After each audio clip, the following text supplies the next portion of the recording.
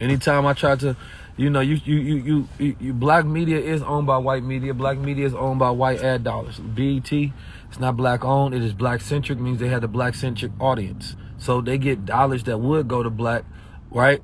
Vice is not black owned, but it's black centric. So therefore they get black centric dollars, right? So they get paid off us watching because they say, hey, a lot of black people watch y'all, so we'll give y'all the budget to influence them. Revolt was getting them black dollars, but Revolt wasn't putting no budget behind no big shows that were educational or informative or valuable to the culture. They putting $200,000 per episode in Carisha Please. They told me they couldn't greenlight my show. I'm like, damn, but that show don't bring in no money because no advertiser can even advertise on it because they ain't talking about shit. So black media be its own worst enemy, and niggas don't really be trying to push the culture forward. We be spending so much money on entertainers. The Roots Picnic, we talking to them. They talking about they interested in having me do the Roots thing. So I'm like, yeah, I do that. You feel me? But then they tell me they ain't got no budget. I'm like, you ain't got no budget. They talking about, yeah, we experimenting, trying to see if this gonna work. I said, go work. What you mean you experiment? We already made this work. Fuck you mean talking about you experimenting? You go give a nigga $100,000 to go twerk on your stage. Man, you niggas better get out my face, man. Come on, blood. Y'all be playing. This is why we do our own.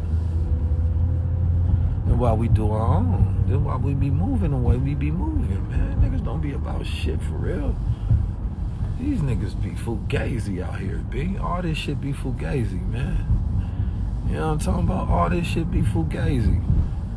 So, there's independent black media that I'll be rocking with, in the sense that they at least diversify. You feel me? But I can't say this about all of them. So it's like, when I get the opportunity to be the operator for the culture, I'm a curate. You know what I mean? We gonna be about to put on a lot of people. We about to be giving people their own shows.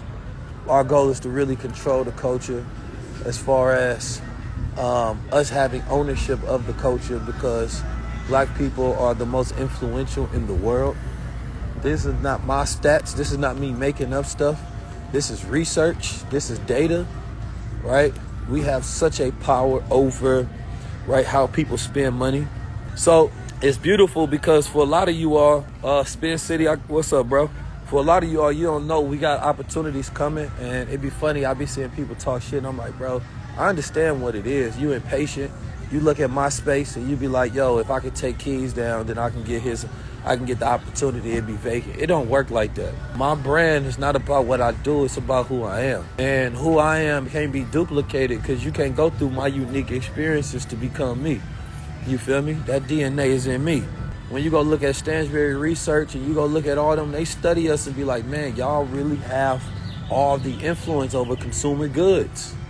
But we don't own the consumer goods. We got the influence over music, but we don't own the music. When you go across the planet Earth, and everywhere I go, I find that we're missing one thing. Either we own the land, but we don't know how to do anything with it. We know we have the know-how, but we don't have the ownership. You know what I'm saying? We have the influence, but we don't have the control. There's always something missing. You know what I'm saying? Or you got the influence, and maybe you even got the control, but you don't have any spirit in you. You don't have any righteous demand. So it's like, this is the beauty that we have in our opportunity of time, is to create these global communities to where like minds get to connect, and we get to do things that previous generations haven't been able to. You feel me? And I look forward to that. And it's like, I take myself out the competition. I just want to help everybody. You got a show, I want to help blast your show out. You got a product, I want to help put your product on. You doing education, I want to help push that out there. Like, my goal is just to curate and create a platform for everyone else. You feel me? It's always been working to lead. My goal is not to goddamn be in this competition where we fighting at each other for spots. That don't make no sense. When we get the budget, and as we build out these platforms to make them bigger and bigger, I want to come in through and enhance voices, because some of y'all intelligent as hell, and y'all know so much in so many areas, and that could be a great assistance to people. I don't claim to know everything. I just happen to be polymathic to where I'm interested in everything. And so I start studying it and learning it. And so some things I develop an expertise in, some things I develop mastery in, but not all things.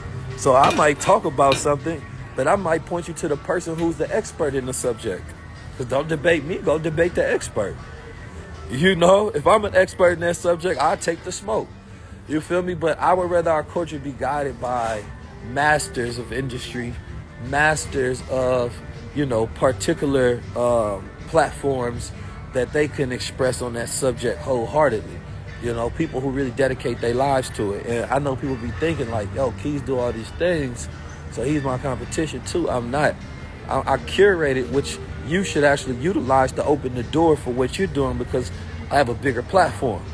So if I'm talking about food, you know what I'm saying? Like you see with my brother Yaki, he took his platform and it's booming. You feel me? Like if I'm talking about Anunnaki, that's not my statement. That's Billy Carson over there. That's something Dr. Wesley over there doing. You feel me? Now we get to put them on a platform and people can go to them for that. So for me, I'm like a conduit for culture. I'm an accelerator. And at the same time, I basically do all this for free. I don't have a single sponsor, never had none. They ain't never took no outside money from nobody, not once. You feel me? Only time we tried to do a sponsor deal once was with Aristotle. So you gotta understand, man, like the amount of money we leave on the table for integrity. We don't take no liquor sponsors. We don't take marijuana sponsors. You feel me? We don't take none of that. And those be the ones ready that they'd throw big bags at all this, all the analytics we got.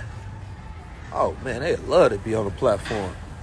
You know what I'm saying? They love to have their banner across it. So it's like it ain't even about the money you take. It's about the money you don't take as well. You feel me? That's what your integrity costs as well. It's like, yo, I'm leaving millions, but it don't matter because we get that back in impact. You feel me? So I just want to make sure y'all don't see me as competition for anything. See me as an accelerator, right? I don't claim to know everything. I'm a student. I have a very inquisitive and curious nature about myself to where I like learning things. And it's always been that way. We're going to continue to push. You feel me? And when y'all see me, I be connecting to learn with different people, network around the planet Earth. And when we do this, I get in rooms and get information and bring it back to my people. You feel me? When we do this, I need to identify who's with us and who's not. You know what I'm saying? So you ain't got to do it.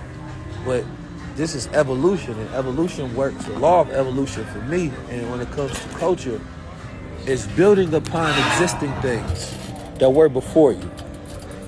That's what it's about. Building upon existing things that were before you.